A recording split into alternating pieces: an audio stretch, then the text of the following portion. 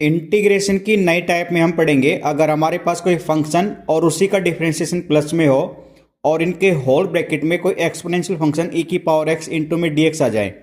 तो उसका रिजल्ट सीधा सीधा आपको याद रखना है वो फंक्शन जिसका डिफरेंशिएशन किया गया था अंदर और एक्सपोनेंशियल फंक्शन e की पावर x मल्टीपल में आके कॉन्स्टेंट से ऐड हो जाता है। जैसे कि मैंने क्वेश्चन उठाया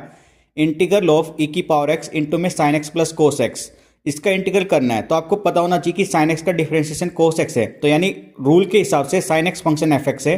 और cos x F D x है, तो रिजल्ट क्या होगा एफ एक्स इंटू ई की पावर एक्स यानी साइन एक्स इंटू ई की पावर एक्स प्लस सी।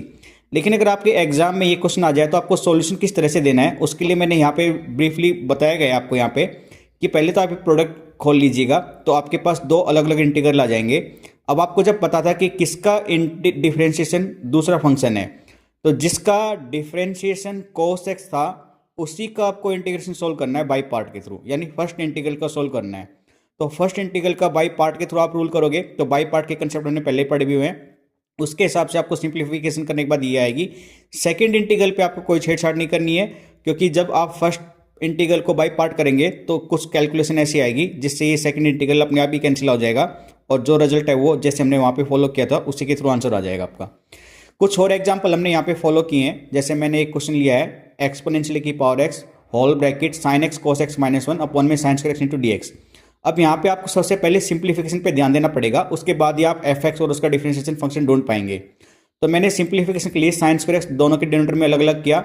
और मैंने यहाँ पे साइन एक्स को साइन एक्स से काटा तो कोस अपॉन साइन यानी कोट एक्स बचेगा और one upon sine square cosecant square होता है। अब मुझे पता है कोट एक्स का डिफरेंशिएशन माइनस कोसिकेंट स्क्वायर होता है, इसलिए यहाँ पे प्लस की जगह पे माइनस लिखा गया है, यानी कोट एक्स एफ एक्स है और ये एफ डैश एक्स है। तो रिजल्ट क्या आएगा एफ एक्स इंटू में एक्सपोनेंशियल फंक्शन प्लस सी, तो यानी ई की पावर एक्स इंटू में कोट एक्स प्लस सी। अगर आपको भी इसको सोल्यूशन देना है तो जैसे हमने पीछे बाई पार्ट किया था आप पहले इंटीग्रल का बाई पार्ट कर दीजिएगा और दूसरे को एज इट इज रखिएगा, अपने आप ही कैंसिल होकर आंसर ये दे देगा। एक और एग्जाम्पल उठाया मैंने जिसमें क्वेश्चन आपके पास में एक्सपोनेंशियल इंटू में 2 प्लस साइन 2x अपॉन में 1 प्लस कोस 2x dx। इसको सिंप्लीफाई करेंगे फिर से तो मैंने अलग अलग डिनोमिनेटर में लग किया तो 1 प्लस कोस 2x की आइडेंटिटी से 2 कोस स्क्वायर एंगल हो जाएगा और साइन 2x की आइडेंटिटी होती है 2 साइन एक्स कोस एक्स, फिर से 1 plus cos 2x 2 cos square x हो जाएगा।